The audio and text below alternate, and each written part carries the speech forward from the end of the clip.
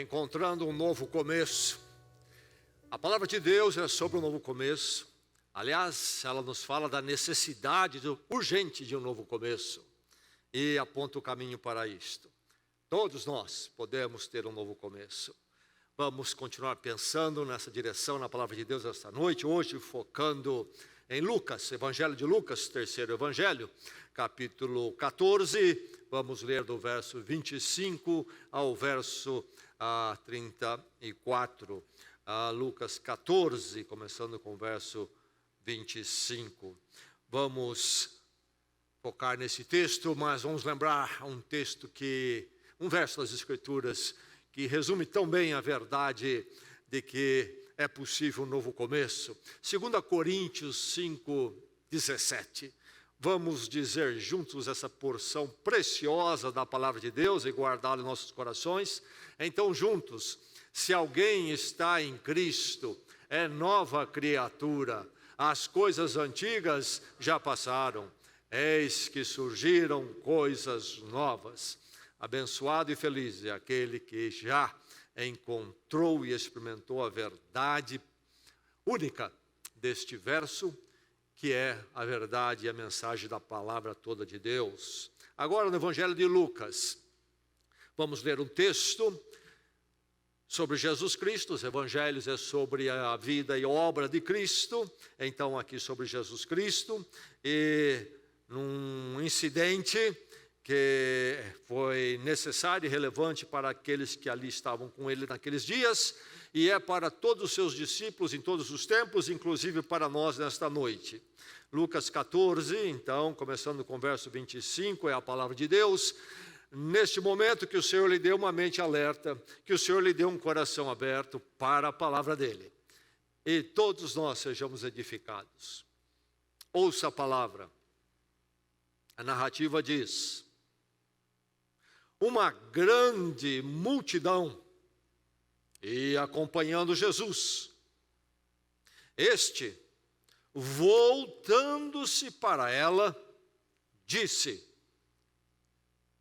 se alguém vem a mim e ama o seu pai, sua mãe, sua mulher, seus filhos, seus irmãos e irmãs, e até sua própria vida, mais do que a mim, não pode ser meu discípulo. E aquele que não carrega a sua cruz e não me segue, não pode ser meu discípulo. Qual de vocês, se quiser construir uma torre, primeiro não assenta e calcula o preço para ver se tem dinheiro suficiente para completá-la? Pois, se lançar o alicerce e não for capaz de terminá-la, todos os que a virem rirão dele, dizendo: este homem começou a construir e não foi capaz de terminar. Ou, qual é o rei que, pretendendo sair à guerra contra outro rei, primeiro não se assenta e pensa se com 10.000 homens é capaz de enfrentar aquele que vem contra ele com 20.000? Se não for capaz, enviará uma delegação, enquanto o outro ainda está longe, e pedirá um acordo de paz. Da mesma forma, qualquer de vocês que não renunciar a tudo o que possui, não pode ser meu discípulo. O sal é bom, mas se ele perder o sabor, como restaurá-lo? Não serve nem para o solo, nem para adubo, é jogado fora. Aquele que tem ouvidos para ouvir, ouça. Assim nos fala a palavra de Deus nesta noite.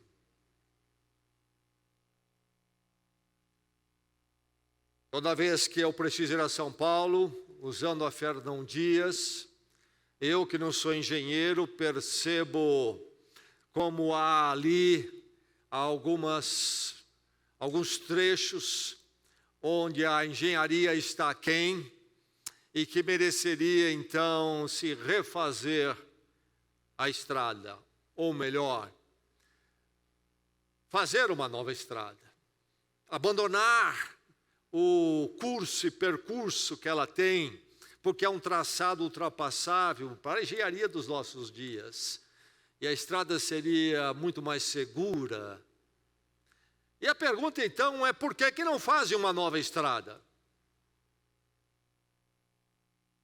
E a resposta primeira e mais simples é: custa muito dinheiro, há um custo alto, por isso não se faz. Por isso se prefere fazer o quê?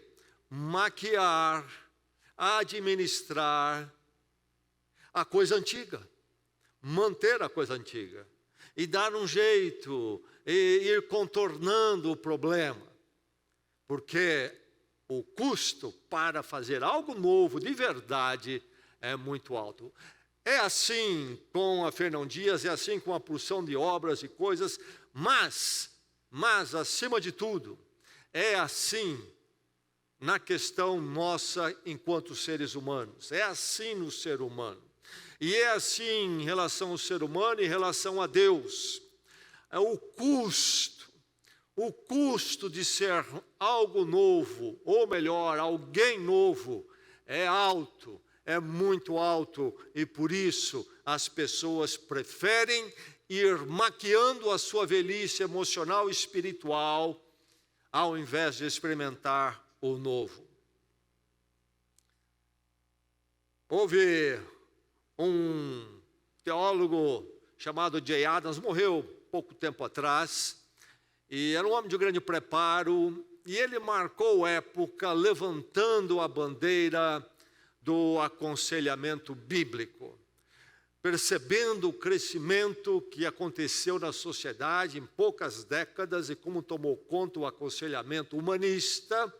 Ele levantou a bandeira com muita habilidade e capacidade, de uma forma ferrenha. O Dr. J. Adams levantou a bandeira do aconselhamento bíblico, então ele foi um estudioso. Olhou muito a questão dos conflitos humanos pessoais, seus problemas, como é que o ser humano relaciona com ele, por que o ser humano tem seus problemas, como é que ele resolve, etc, etc. Tive a oportunidade de ter algumas aulas com ele, e ele tinha uma interpretação muito prática e eu creio que correta em relação a pessoa, o indivíduo, e um dado problema difícil que ela tem, talvez até histórico na sua vida. E ele falava pelo menos de 3 reações que as pessoas têm diante de um problema. Às vezes individualmente, às vezes até famílias têm um problema grande comum, e o que as pessoas fazem, o que o indivíduo faz com aquele problema. E ele apontava que uma grande parte, quando depara porque esse problema grande, podemos chamar como que se diz, numa narrativa, um elefante na sala, e então se depara com aquele problema grande na sua vida. Uma grande parte dos indivíduos escolhe o quê? Resolver? Não. Fugir, negar, como se o problema não existisse e como se assim se resolvesse. O problema continua na vida. E outros tantos tomam que atitude? Dr. J. Adams dizia que uma outra grande porção das pessoas, diante do seu problema, não resolve o seu problema, eles circundam o seu problema.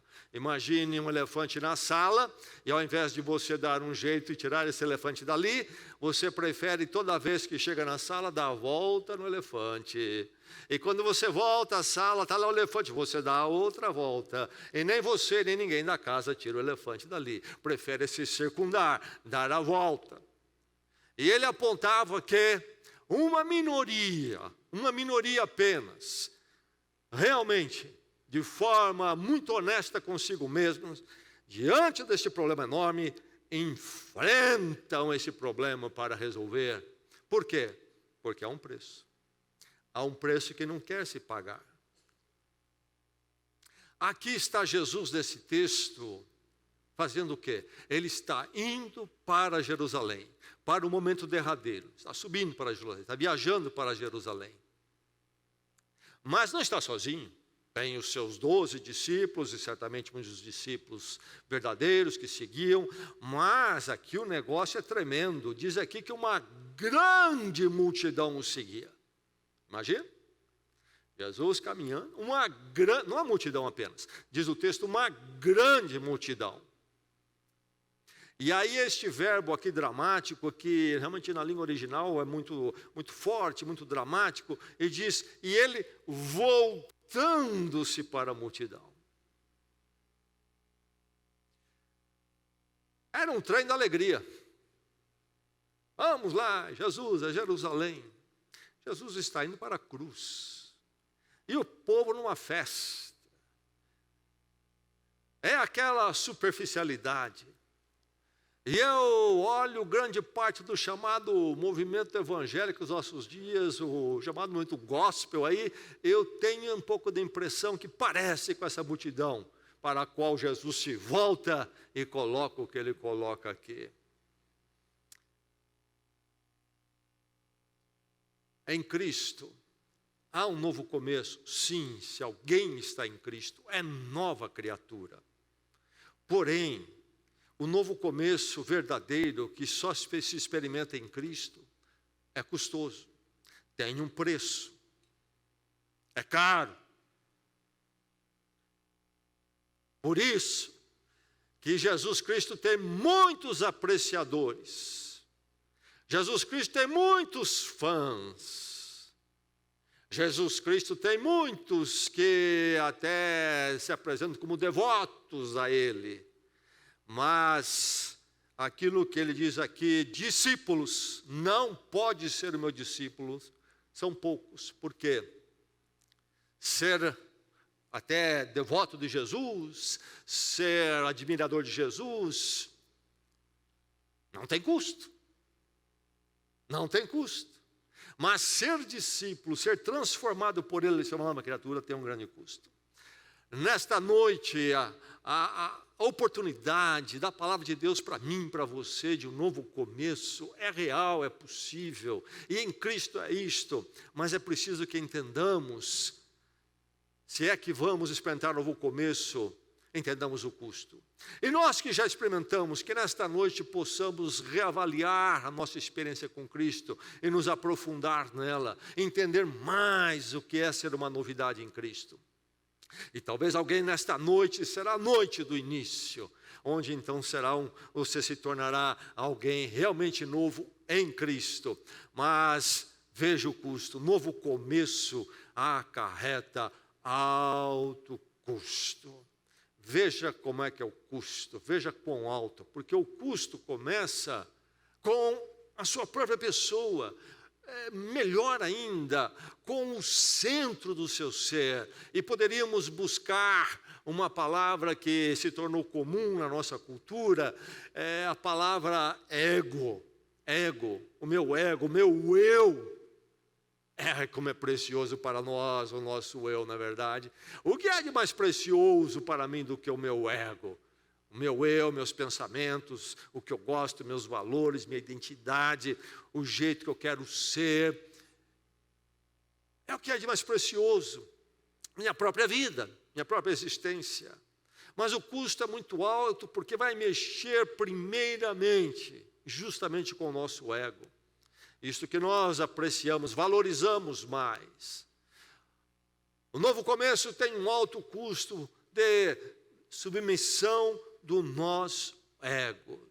Se alguém vem a mim, diz o verso 25, Jesus Cristo falando, e ama até a sua própria vida mais do que a mim, não pode ser meu discípulo. Você aquilatou o custo aí? Você consegue avaliar o custo? Você entende porque eu estou dizendo que podemos ter igrejas cheias e não termos discípulos, coisas novas realmente em Cristo? Nós temos, inclusive, nesses dias, uma viés muito comum, nesse chamado mundo evangélico, de inflar o ego das pessoas e dizer que Cristo está aí para realmente inflar o ego delas. Uma abordagem humanista, que é muito comum na sociedade, adaptando, tentando ajustar com o Evangelho de Jesus Cristo. Mas é preciso amar a Cristo mais do que sua própria vida. Custo tremendo, muito alto, muito alto. No mundo das terapias, que agora é a nova religião, onde o ser humano procura buscar consolo para sua alma, suas dores, em grande parte delas, você vai receber, se procurar uma delas, em grande parte delas você vai receber justamente uma tratativa de exaltar, inflar o seu ego. Não vão dizer isto, não vão dizer, você precisa ter um ego maior, você precisa inflar. Não, virá de formas sutis e indiretas. Você precisa amar mais a si mesmo. Você se ama pouco. Lá está um cônjuge com problema com o outro. Você está amando pouco você no seu próprio casamento. Você precisa se amar mais. Expressãozinha tipo, você precisa começar a buscar sua própria felicidade. Você fica aí buscando a felicidade de todo mundo e não busca a sua. Busque a sua própria felicidade. Pense um pouco mais em você. Você já deve estar cansado de ouvir, eu creio. Falta autoestima. Estimar a você mais, está estimando pouco. Aliás, sobre a autoestima, isso ganhou muita força nos anos 60. Os anos 60 foi uma virada aí na cultura ocidental, não é mesmo? Onde se abandonou tantos valores e se abraçou outros. Em alguns lugares se gastou muito dinheiro, se entendeu que o plano do ser humano era a falta de autoestima. E governos investiram. Na Califórnia, por exemplo, se investiu milhões para nas escolas se dar mais autoestima para os jovens. Está faltando, esse é o problema do ser humano, o problema da sociedade. Passaram-se as décadas e a sociedade não ficou melhor, o ser humano não ficou melhor, os jovens que passaram pelas escolas não ficaram melhores, os problemas e as crises aumentaram no ser humano e a sua degradação continuou e até incrementou. Um grupo de pensadores, de especialistas foram chamados para analisar essa questão, essa busca da autoestima, investimento, essa proposta. Um líder desse grupo foi o Dr. Roy Baumeister, e com outros, e fizeram um grande estudo. Ele foi chefe do departamento de psicologia da Universidade da Flórida e me parece, atualmente está atuando lá na Austrália, na Universidade de Queensland. Mas ele era um defensor ferrenho da autoestima, dessa linha de abordagem dos problemas humanos. E aí, nesse estudo dele, nesse estudo chamado até pare de promover autoestima e comece a endossar autocontrole. Ele escreveu um artigo também onde ele espelha esse pensamento. O título do artigo é O Ponto Baixo da Autoestima. E aí ele coloca os achados da pesquisa do seu estudo. Bem, que conclusão ele apresenta? A conclusão é que a autoestima não melhora as notas na escola e nem comportamento profissional. Essa abordagem de querer inflar a autoestima, como se isso fosse produzir melhores jovens, crianças, estudantes, né? Ele diz, não. O estudo todo diz, não melhora as notas na escola e nem comportamento profissional. E continua, não é a causa de bullying, violência de gangues e comportamento criminoso. E continua, não impede, esse negócio de autoestima não impede o uso de drogas, nem o colar nas provas e nem a libertinagem sexual. E ele observa que, aliás, crianças com elevada autoestima entram mais cedo para esses caminhos tortos.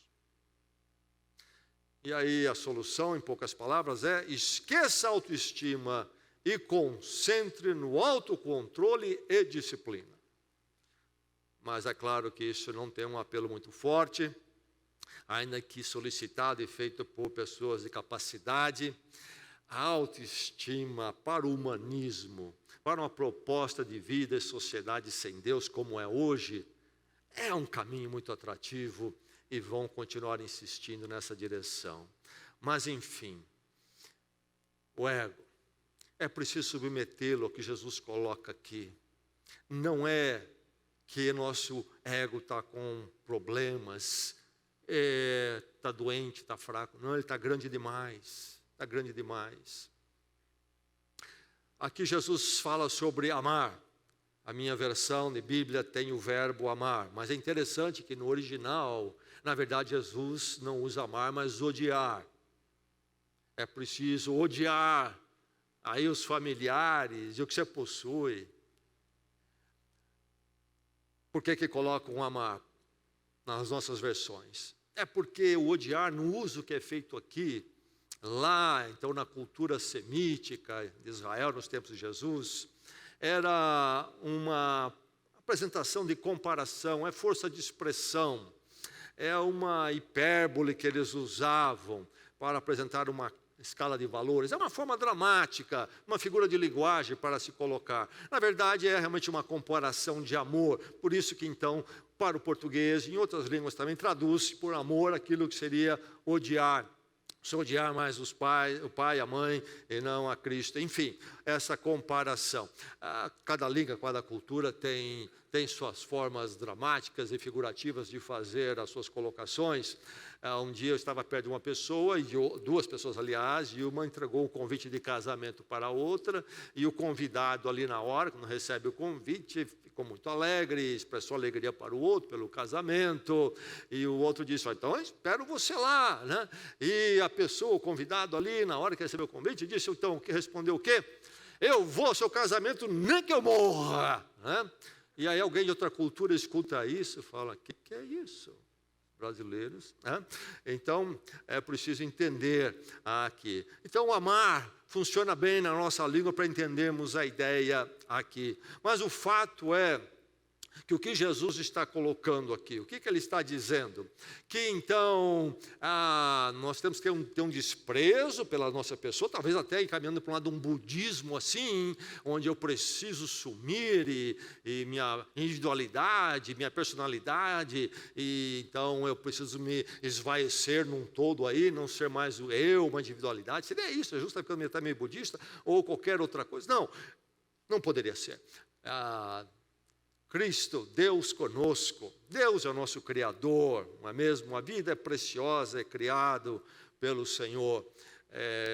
Jesus foi interpelado sobre o mandamento principal, e ele deu uma resposta semelhante, inclusive, a uma resposta de uma pessoa, lá na parábola do bom samaritano, quando ele pergunta ao homem, e o homem responde, ele aprova, e o que é que ele aprova, e o que ele afirmou em outra ocasião: ame o Senhor Deus de todo o seu coração, de toda a sua alma, de todas as suas forças e de todo o seu entendimento, e ame o próximo como a si mesmo, como a si mesmo. E é interessante que Jesus aprova esta resposta, diz: você disse corretamente, faça assim. Jesus assume aqui que nós devemos amar o próximo, ele assume que nós já nos amamos, e é verdade. A questão é que eu preciso amar o próximo como eu estou amando a mim mesmo. A autoestima está bem no lugar aí em todo mundo. Enfim, é preciso submeter o ego, é preciso amar mais a Cristo do que amamos a nós mesmos. Esta é a questão. O meu ego continua existindo, continua afirmado, porém ele precisa ser reposicionado. Aqui, o especialista que eu introduzido, o Dr. Roy, que fez o estudo sobre a autoestima, ele remete na sua pesquisa com seus companheiros, de volta, a sociedade de volta para o que? O autocontrole. Mas eu creio que é outro problema. O autocontrole, se podemos falar dele em alguma forma, na verdade, autocontrole é uma coisa muito complicada. Se queremos ver nosso ser realmente em controle novo, um verdadeiro controle, um controle edificante, temos que submeter o controle das nossas vidas, não ao outro, não às coisas, mas a Deus em Cristo. O caminho, então, o novo começo tem esse alto custo, que passa pelo o meu ego, ou melhor, por submetê-lo ao Senhor. Ou então não vou experimentar coisa nova. A velhice emocional, espiritual, se quisermos usarmos o termo aí que foi cunhado e se usa para tudo, ou nossa velhice psicológica até, é que o nosso ego está centralizado. A novidade exige um novo modo, onde ele saia do centro. Meu ego precisa sair do centro. E então, quem vai ficar no centro da minha vida? O outro? Meu cônjuge? Não. Amar a Cristo sobre tudo na vida e a sua própria vida. O Senhor Jesus Cristo no centro da minha vida, controlando o que eu sou, a minha pessoa. Jesus não ensina um desprezo ou destruição de si mesmo, mas uma reorientação de quem eu sou e do trono da minha vida aqui no meu íntimo. É um novo centro, onde não sou eu o meu próprio centro, mas Cristo em mim é o meu novo centro. Esse é o caminho da novidade, do novo começo. Ou nós pagamos esse preço, ou nós vamos ficar remendando e consertando o velho, e remendando daqui e dali, e maquiando. E nunca haverá uma novidade, porque não queremos pagar o preço, achamos o preço alto demais. Como é que se paga esse preço? Como é que o ego sai do centro? Jesus diz, explica no verso 27, aquele que não carrega a sua cruz e não me segue, não pode ser o meu discípulo. Entra aqui a figura da cruz. Jesus está indo para Jerusalém, para a cruz. E ele fala aqui de tomarmos a nossa cruz, cada um tomar a sua cruz e segui-lo. Lá está essa multidão alegre, festiva, indo para Jerusalém.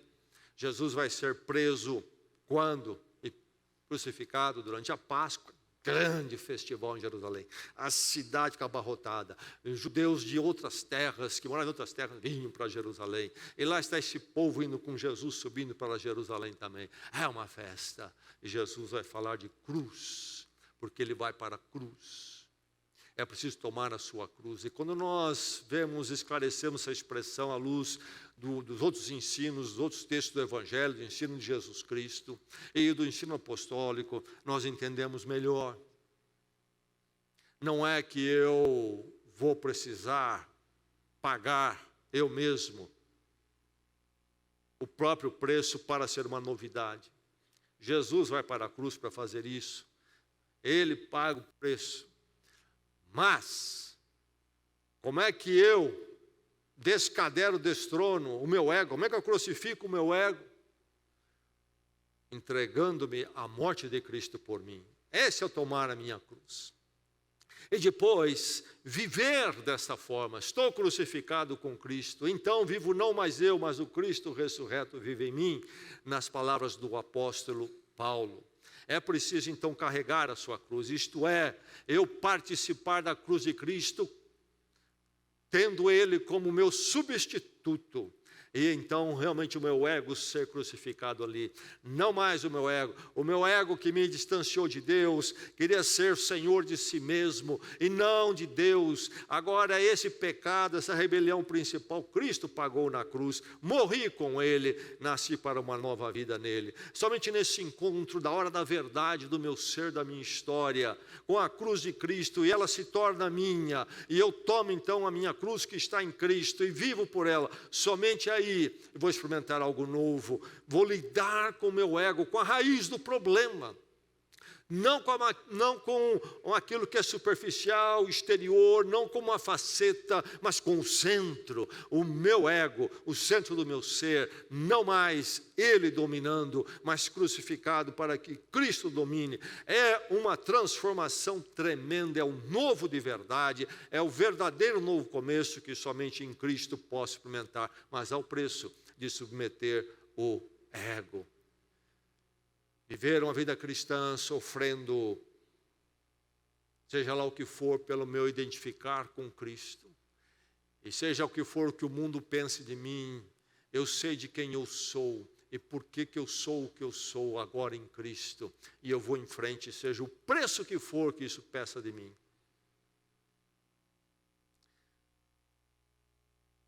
Quando nós pensamos em alguém que tem um relacionamento de sofrimento, muitas vezes até conjugal, ficamos pensando, mas o problema, então, esse que está sofrendo mais no relacionamento, não é uma questão de estar com o ego baixo, etc. Não. A solução em alguém num relacionamento sofredor, de sofrimento, não é ele ter mais de si mesmo, levantar o seu ego e estima. E nem ele se submeter mais ao perpetrador do sofrimento, num dado relacionamento tóxico. E nem também entrar agora com a sua própria pessoa numa competição e conflito com o perpetrador. Não. O perpetrador não ser mais o centro da minha vida, não vai me controlar mais. E nem eu serei o meu próprio centro. Eu vou, crucificado com Cristo agora, andar conforme a vontade dEle. Vou marchar debaixo da música dEle, nesse relacionamento. Vou fazer o que eu devo e o que eu não devo aqui. Vou tomar as posições que Cristo diz são corretas. E vou também abrir mão de posições que Cristo diz não é correta. E as consequências deixo na mão do Senhor. E aí eu encontro um caminho vitorioso para lidar com um relacionamento difícil. É sempre através da submissão do meu ego a Jesus Cristo. E ouvir de Cristo e seguir o que eu ouço em todos os meus caminhos, relacionamentos e tudo mais. E Ele vai sempre me apontar para a direção que edifica e a direção da vida, que traz vida a mim. Eu encontro minha identidade e valor em Cristo, não mais no outro, me tornando um servil do outro e sendo explorado pelo outro. E muito menos, não encontro minha identidade e valor em mim mesmo, mas em Cristo. E que valor e que identidade que nós ganhamos quando encontramos a novidade em Cristo, não é mesmo? Quando nós encontramos, nós olhamos para trás e nós vemos como que quando eu tinha o meu ego como valor maior, eu tinha um valorzinho. Mas quando eu estou em Cristo, aquele que morreu por mim e me deu uma vida com Ele hoje para sempre, eu conheço um valor para mim mesmo e jamais conheci. E a identidade minha firmada nele, quem sou eu? Sou filho de Deus em Cristo, discípulo de Jesus Cristo, e vivo por Ele o caminho eterno nas minhas lutas, nas minhas vitórias. A verdade é que sem a cruz, sem a crucificação do meu ego em Cristo, que morreu por mim, não há novo começo. O preço é alto, porque o ego é o que nós temos de mais precioso, ou assim nós o reputamos, não é mesmo? Por isso as pessoas não querem vir a Cristo. E por isso as pessoas passam pelas igrejas, enchem igrejas e não experimentam um novo. Experimentam um momento emocional lá, que dá uma garibadinha para a semana e tal. Mas não há essa transformação verdadeira. Aliás, o Evangelho, que envolve a cruz e o Cristo crucificado, é o que está sumindo das igrejas, das pregações, das músicas. Mas quando eu submeto o meu ego a Cristo, conheço a cruz de Cristo em mim mesmo e ela se torna minha, como ele diz aqui. o caminho avança. E vou abraçando mais desse preço alto para experimentar um novo começo. Porque quando Cristo, então, agora toma o lugar do meu ego, o que acontece em mim? Há um reorganizar das prioridades. Havia uma forma de se colocar as prioridades dentro de mim. E agora com Cristo, isso tudo é alterado. Porque Cristo é o centro agora. E Ele é que vai organizar as coisas. Quando eu vou em muitas casas, a sala tem televisão. É interessante ver que nos nossos dias com o fenômeno da televisão, se você presta atenção, você olha a sala das pessoas, você vê que a sala é organizada em volta da televisão. Já percebeu isso? Onde vai essa mesa, onde vai o sofá, onde vai a poltrona. É a televisão que determina. Bem, essa é uma coisa para a gente pensar melhor, mas serve de ilustração. Quando Cristo é o centro da minha vida, não mais o meu ego. Essa mobília tem que ir para lá, essa tem que vir para cá, essa tem que ir lá. Há uma mudança, há um verdadeiro novo começo. Se alguém vem a mim e ama o seu pai, sua mãe, sua mulher, seus filhos, seus irmãos e irmãs, mais do que a mim, não pode ser meu discípulo. Não pode. Jesus está desprezando a família. Ele acha que ela deve ser jogada fora. Bem, Jesus não diria isto. Família Deus criou, na verdade. E nós encontramos o Senhor Jesus Cristo afirmando a família em tantos lugares. Jesus Cristo afirmou o 5º mandamento: honrará o teu pai, a tua mãe, não é? Jesus Cristo se posicionou contra, por exemplo, o divórcio, a leviandade no divórcio, enfim. Jesus Cristo não quer destruir famílias, relações familiares, não é isso. Mas a verdade é que Jesus Cristo tem que vir, tem que estar em mim, acima de qualquer outro ente, mais querido que seja. Mais querido que seja esse ente. As prioridades têm se organizado. E se é assim com família, o que Jesus diria de outros relacionamentos? Relacionamentos, inclusive, que nem temos contato pessoalmente, aquele que se vê na mídia. Quem é que está ditando a sua forma de pensar e de ser, escolher? Quem é que está colocando os valores na sua cabeça? É Jesus Cristo. Quem é que está organizando a sua escala de valores, de prioridades? O mundo? Aqueles que estão à sua volta? Os seus allegados e amados parentes? Quem que lhe intimida e você se submete? Na escola, na universidade, no trabalho, no meio da parentela, entre amigos. Quando eu amo a Cristo acima de todos, há uma reorganização que Ele faz. Ele é a referência. E sabe, eu nunca vou amar minha esposa da forma que eu a amo, se eu não amá-la a partir de Cristo. Sem amar a Cristo sobre todas as coisas, o meu amor pela minha esposa será inferior. O meu lidar com filhos também. A educação dos meus filhos vai sofrer, vai decair, se eu não educá-los ouvindo a voz de Cristo. Então, isto aqui que pode até nos assustar, na verdade é uma grande bênção. E traz uma vida familiar e outras coisas de forma superior. Mas enfim, eu sei que esta linguagem aqui é um dos exemplos de como Cristo, Jesus Cristo, não é alguém apreciado nos nossos dias. Aqui está um exemplo de Cristo que ninguém quer saber dele. Vão maquiar, vão fazer um Cristo seletivo aí, até dentro das igrejas. Na verdade, há um custo muito grande. O novo começo acarreta o custo dessa reorganização. Se eu for seguir a Cristo, sabe, vai mexer demais com a minha vida. Eu prefiro não. Uma vez uma pessoa me procurou, estava começando a frequentar a igreja, conversou comigo, que na área da atividade de trabalho dele, era difícil não usar de subterfúgios, mentiras e enganos. E eu apresentei para ele o Evangelho e coloquei ele diante da encruzilhada, que a Bíblia coloca, não eu, o que Jesus Cristo faz. Ele pensou e ele entendeu, ele entendia, mas sumiu, nunca mais o vi na igreja. E eu me lembro que, não sei se 1 ano, 2 anos depois, eu passei em frente ao lugar que ele trabalhava, e ele estava lá, trabalhando lá. O preço é muito alto. Não quero essa reorganização na minha vida.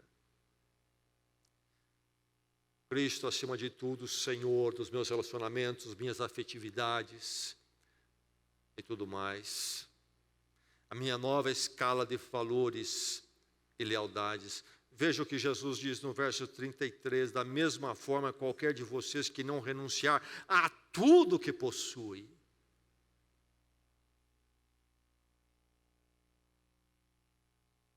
Eu tenho a minha casa. O amor pela minha casa é maior do que meu amor a Cristo. A minha casa está no centro, ou Cristo está no centro. Qual é o lugar da minha casa quando eu penso em Cristo como sendo a minha vida? Qual é o lugar da minha casa para mim? Tudo que eu tenho ou não tenho. Renunciar a tudo. O que ele está dizendo, todo mundo que segue Jesus precisa vender tudo, acabar, ser um pobre, é o voto de pobreza, a espiritualidade. Não, isso não está na Bíblia. Jesus teve seguidores que tinham posses, na verdade. Seguidores que tinham famílias, como Marta, Maria e o irmão Lázaro. Pedro. Jesus foi à casa da sogra de Pedro. O teste que Jesus coloca é: nós amamos mais as nossas coisas do que a Ele. Isto é, quem está no centro da nossa vida é nosso ego com as nossas coisas, então, ou é Cristo. Esse é o grande desafio. O novo começo acarreta um alto custo. Um alto custo que nós não vamos experimentar um novo começo se não cairmos num realismo. Ele faz 2 ilustrações, não é mesmo? Ele fala do homem que decidiu construir uma torre. E tudo indica que ele está se referindo à prática que se tinha de construir uma torre. E se vê isso em lugares como a Europa até hoje e outros lugares também. A torre no meio, por exemplo, de uma vinha. É uma plantação, a vinha grande, uma torre no meio. Para você vigiar a vinha. Ladrões, roubarem e outras coisas mais, se construir uma torre. E ele diz, olha, ninguém começa a construir uma torre sem primeiro calcular o custo. De vez em quando você, lá na sua vizinhança, quem sabe até, encontra uma casa que alguém começou e está há anos parada. O que aconteceu? Não calculou o custo. E nós sabemos a dificuldade de calcular custo. Eu construí alguma coisinha já na minha vida, ou lidei com construção, e eu entendo a dificuldade. E como é comum se dizer que se começa com preço, depois a coisa muda, e é difícil, mas é preciso estar com a administração em cima para não ter um projeto frustrado, e Jesus diz, inclusive, não tornar-se razão de riso. As pessoas olham, veja só, a besteira que ele fez, não é? Tolice que ele fez, não soube fazer a administração. Enfim, seja lá como for isso, Jesus entra também com a ilustração de quem? Do rei, vai sair da guerra. E aí ele precisa analisar o tamanho do exército dele e o tamanho do exército inimigo. É preciso cair num realismo e dizer, sabe, seguir a Cristo tem um custo. Experimentar um novo começo com Cristo tem um custo. E eu estou enxergando o custo. E sei o que eu estou abraçando nesse custo. E eu, então, fazendo as contas, sei e quero um novo começo em Cristo porque é o melhor. Sei que é o melhor. É preciso estar pronto a arcar com as consequências. Não seguir a Cristo em leviandade. Leviandade material, leviandade relacional. Então, encher a igreja de pessoas que se dizem membros, participantes da igreja, mas que, na verdade, nunca caíram no realismo do que é o novo começo e o custo. Eu creio que é verdade em todas as igrejas e na nossa própria igreja. Muitas vezes pessoas têm posicionamentos, comportamentos que levam a gente a questionar: será que caiu no realismo? Será que experimentou um novo começo mesmo? Ou passou apenas pelas ginásticas que tornou possível ele ter um nome no hall de membros? É preciso cair no realismo. O novo começo é algo de alto custo que nos leva a ser o quê? Genuínos. O sal é bom, mas se ele perder o sabor, como restaurá-lo? Nós sabemos que o sal não perde o sabor. Mas Jesus faz aqui algo hipotético para ilustrar. O sal era tão precioso naqueles dias. Para nós é também. Seria difícil viver sem o sal para nós hoje. Quem tem que tirar o sal da dieta sofre. Mas não é somente no prato. O sal usado para tantas coisas é tão útil. Mas Jesus muito mais. Porque, por exemplo, eles não tinham grandes recursos de fertilização que envolve o sal. Então o sal ajudava muito na dosagem certa. Sal demais torna a terra infértil, mas um pouco na medida certa torna a fertilização melhor. Mas o sal também era a geladeira deles. Quando descobriu-se o sal, era a geladeira, preservação da comida. Mas o sal poderia vir misturado demais, o sal poderia receber influências ali do vasilhame que ele estivesse colocando. Mas Jesus coloca esta possibilidade aqui, porque ele vai buscar algo fundamental, o sal, porque serve bem para o que ele quer dizer aqui. Se o sal, então, se tornar assim inútil, não serve nem para o solo, nem para adubo. Ele é jogado fora. Sal envolve ser contraste. O sal, se podemos, uma palavra que ilustra o sal, contraste, né? Você tem uma panelona com uma porção de ingredientes. E é uma coisa, você joga uma colherinha de sal ali, é outra. Ele contracena, ele faz um contraste. É interessante que Jesus lança a mão da figura do sal. Ele vai dizer no Sermão do Monte o quê? Vocês são o sal da terra. Esse contraste com o mundo que está em putrefação. O sal é preservador. O sal é impactante. Eu falei, uma panela inteira e uma pitada de sal muda tudo. Você não precisa de meio quilo de sal, meio quilo. Os doces brasileiros, né, esses todos de frutas que nós apreciamos também, da abóbora, do mamão, a banana. Então você joga ali meio quilo de banana, tem que jogar outro meio quilo de açúcar para o negócio ficar como você quer. E aí nós temos os doces realmente doces. Mas não é assim com o sal. Ele impacta. Mas o sal, quando se torna inútil, quando ele não é o que ele deveria ser, precisa ser jogado fora. Não serve. É o desastre do fingirmos, do falsificar. Não passamos pelo novo começo. Estamos na ginástica religiosa, mas nunca passamos realmente no íntimo pelo novo começo. Não encontramos a verdadeiro acerto com Deus em Cristo. Senhor das nossas vidas, verdadeira paz com Deus em Cristo. Não aprendemos ainda em tratar nossas questões, nossos conflitos em Cristo. Somos sal inúteis, até que cheguemos ao novo começo. É muito triste quando um sal se revela falso e fica uma utilidade que deixa de ser relevante. Não há nenhuma serventia, não serve para nada. Alguém que está, por exemplo, na igreja, mas não tem um novo começo, não é genuíno, não salga nada, não preserva nada neste mundo. E mais, causa danos em terceiros, não causa? Que danos que causa um sal que foi inutilizado, que não salga mais. Parece que é, mas não é. Se apresenta como sendo e não se comporta como sendo. Que dano. E o mundo está cansado de ver isso. E muitos não acreditam no novo começo em Cristo, porque a referência que eles têm é um fracasso. Igrejas já não têm credibilidade mais. Por quê? Não são sal, não são igrejas de verdade. A grande verdade é que no novo começo há um alto custo. Precisamos submeter o ego a Cristo. Mas é maravilhoso aquele que conhece o novo começo.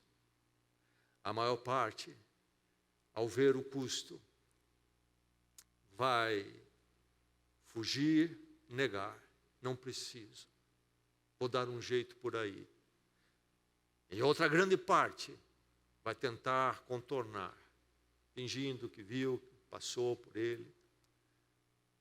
Poucos, muito poucos, mas maravilhosa experiência é desses poucos, que realmente enfrentam a sua realidade, a sua necessidade, e vão buscar em Cristo, Cristo crucificado, um novo começo. Que isso possa ser verdade em cada vida aqui. Um novo começo acarreta o custo de ser crucificado com Cristo, para então se poder viver para Ele, acima de tudo e de todos. Que o Senhor possa trazer você essa experiência nesta noite, se não é sua ainda. E você que já tem essa experiência, que o Senhor o fortaleça nela. Vamos orar, vamos à presença do Senhor.